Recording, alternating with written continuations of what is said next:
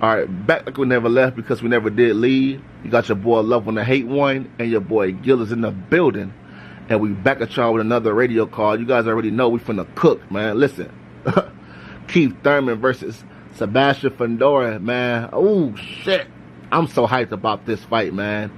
Shit. But see, I need to not be hyped about this fight because we don't know if Keith Thurman is gonna pull out because of some fucking injury or no shit like that. That's the only thing about Keith Thurman I do not like, man. Like, we was all hyped about the Tim Tszyu fight, and then what happened?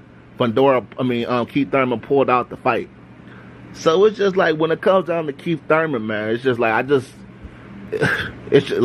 like I said, we just shouldn't be hyped until the bell rings, if you ask me. But assuming everything goes correctly, the fight actually happens. Even as much as I want to pick Keith Thurman, man, I can't go against Sebastian Fundora right now. I think Sebastian Fundora has completely rejuvenated his career since the knockout loss to what's up boy name? I can't remember it. But you guys know who I'm talking about. I think it was Medina, Eric, something like that. I forget his name, but you guys know who I'm talking about. The only guy that knocked out Sebastian Fundora. In my opinion, man, Keith Thurman do have the skill, the speed, the power, but Keith Thurman is 5'7" now. He's going against a guy that's 6'6". Keith Thurman basically, he basically has to jump to fucking crack fucking Sebastian Fundora. But Fundora, man, he's been using his height lately. He's been using his jab because Fundora, and that's how he used to get knocked down or knocked out. Because Fundora going to fight and be on the inside fighting. I'll be like, bro, use your jab. You was born with height. You're God gifted when it comes down to height, you guys. So not many people in this world is 6'6". And shit, it's fucking basketball players that's not even fucking 6'6". So it's like, man, Sebastian Fundora, man, I'm telling you, man, I think he's gonna be a real problem at 154. And it's gonna take somebody that has some real power to beat Sebastian Fundora. I'm talking about that can hurt him badly. I don't feel like I told you guys, I don't see that power from Keith Thurman anymore, man. That one-time Thurman, it seems to, be non-existent. Now, he did knock out the last guy he faced in one round, but the last guy he faced don't even have a chin, okay? He got knocked out by fucking Leon Pyro, I think. Leon Pyro stopped him, and Leon is not even the hardest puncher out there. So I'm not, surprised about that fight. That's like equivalent to knocking out a guy that completely don't have a chin. It's not really impressive, So like I said, man, I got Fundora winning this fight. I believe in Fundora. It is what it is, Gil. What's your thoughts on it? I believe in Fundora too. I think he's growing in confidence since he beat Tim Tszyu. I think his dad's been in his ear trying to tell him, remember the jabs. Stay long, use the jab, and use combinations. Stay away and use your height, like you said.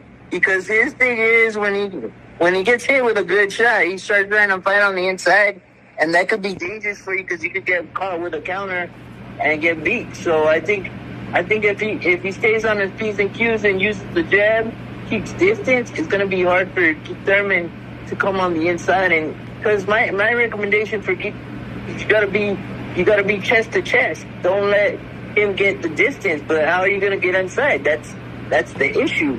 And like you said, it's kind of hard to get really amped up for this fight because Keith Thurman has had a lot of injuries to that shoulder. Yeah. So you don't know how he's gonna do in training.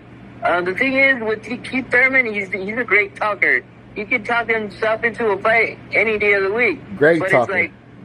You're not lying about that. It's like his health is what concerns me because he's been injured a lot and he's missed a lot of time in the ring. I know he's trying to get himself established again, but I think he should have picked another fighter to go against. You know what I mean? Yeah, man. I don't know why. Shit. No, I do know why. Fundora has a belt, and we got to give props to Keith Thurman.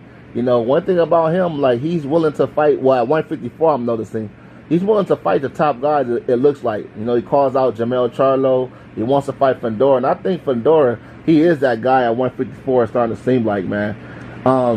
But yeah, like honestly, I think the guy that could be dangerous to Fundora, bro, is Bakram Martazalia. Yes, of course, because that power. Yeah, that power is crazy, and I think he would know how to get to him through the body and put it on him to where Fundora starts trying to fight on the inside, and that could be dangerous. Well, you know what it is too, Gil? A lot of people don't want to fight Bakram because, you know, he's not a big name like that and shit like that, but I think Bakram, man, he's gonna... He's dangerous, bro. He's fucking dangerous, bro. He's fucking dangerous, man. And I swear, the way he sets up his shots, and he can hurt you badly with one punch. Like, even though Fundora, I think what's his name, Virgil Ortiz, that would be to fight him and Bakram. But I would try to stay away from Bakram as much as I could before you actually have to fight him, bro. Because I think it's dangerous for Virgil too. So I think you would stay away from him a little bit longer. As long as he's not that well known, you could kind of play those games. And a lot of people don't like when boxers play those games, try to stay away from somebody. Yeah. But why put that stress on your career, bro? Sometimes you gotta let fights marinate and go from there. But that's why I say that Bakram is one of those guys where he can make your life hell in a fight. So you kind of have to stay away from him for a little bit. Yeah, man. Man, Gil. Preach, man. I'm telling you, man, it's like, it's smoke at 154, man. If you think about it, 154 might be the best division right now. That's why I don't think Bud wanted 154, because it's dangerous, bro. It's fucking dangerous. Hey, we kind of can't blame Bud a little bit. He's like, fuck that. I'd rather get stopped by Canelo and make a big ass bag for doing so. But man, at 154, shit, man, you got Boots, you got fucking Virgil, you got Bakram, Fundora, Thurman, Earl Spence. All those guys are dangerous, bro. Charlo. And it's like, yeah, it's crazy if you think about it. If you sit down and analyze that division, you kind of see why Bud went for Canelo at 168, because it's less stress, bro. You really have to think, what am I going to do with a guy like Fundora at, what is he, like 6'6" or something like that? Fundora's like, I mean, you know, he's listed at 6'6", but I think Fundora's like 6'7", bro. I think he probably fucking down there 6'8". That's gotta be dangerous, bro. I don't care who you are. And you know why I said that? Because I seen it's a video, and Fundora was standing next to Wilder, and Wilder's 6'7", and bro, Fundora was kind of looking taller than Wilder, bro. So yeah, bro, and it's like, if you learn how to use the jab and work all of it in combinations, bro, they won't be able to get inside. You'll just be picking them up with the jab. That's why it's crazy to me that he's been so successful at that weight, because it's like, okay, I would have thought somebody would have tried to push the pace and use footwork to get inside, but it's kind of difficult when you're that tall, bro. What do I do to get inside? Because I gotta get after you use the jab, I gotta get inside, but that jab is too complicated, bro. You know what I mean? It's way too complicated. And just to add to your point, man, fucking Fundora, he fights tall. It's not like he's in there fighting, you know, he's giving up his height. He's fighting tall, so that adds more to his toolbox, man. I'm not gonna even lie, Gil. I like Keith Thurman, man. Like you say, he's a very good talker and shit like that, and he's good for the sport of boxing. But I can't see him beating no fucking Fundora, man. I just can't see it. He gonna have to show me now. You know, if you put a gun to my head and tell me, and you said, "Loved one, man, you better tell me some way that Keith Thurman could win this fight." You know, if my life was on the line, basically, I think, you know, Thurman can go to the body. You know, he could throw in a lot of body shots in there, and then, you know, once he gets on the inside, you know, maybe he can hurt Fundora. Like I said, I just gotta see it. And Keith Thurman, I'm sorry, I gotta see it. So the thing is, there is opportunities, because we saw Tim Tszyu catch Fundora a couple times when Fundora got tired. So my question would be, would you try to push the pace, get him tired a little bit, so he started losing his form, and then go get on the inside? You know what I mean? I mean, I think that'll be a good game plan for Keith Thurman. Because I'm not gonna lie. we saw it with Tim Tszyu. Like, as soon as he started losing his form and he started getting tired, Tim started being able to get on the inside and shoot a little bit, but he had already got the cut, right? Yeah. So that's why I'm saying that the jab is dangerous, because if he cuts you, it's pretty much over. Yeah, man. Hey, it's gonna be some shit. And Fundora, he's known to cut fighters. Like I said, Keith Thurman, he will have to be vintage Keith Thurman. And when I say that, that's only to make the fight competitive, or he might have a better chance. But the Keith Thurman I've been seeing lately just don't do it for me. You got a guy that has, in my opinion, got way better. Fundora has gotten way better, and Keith Thurman seems to me to be on the decline.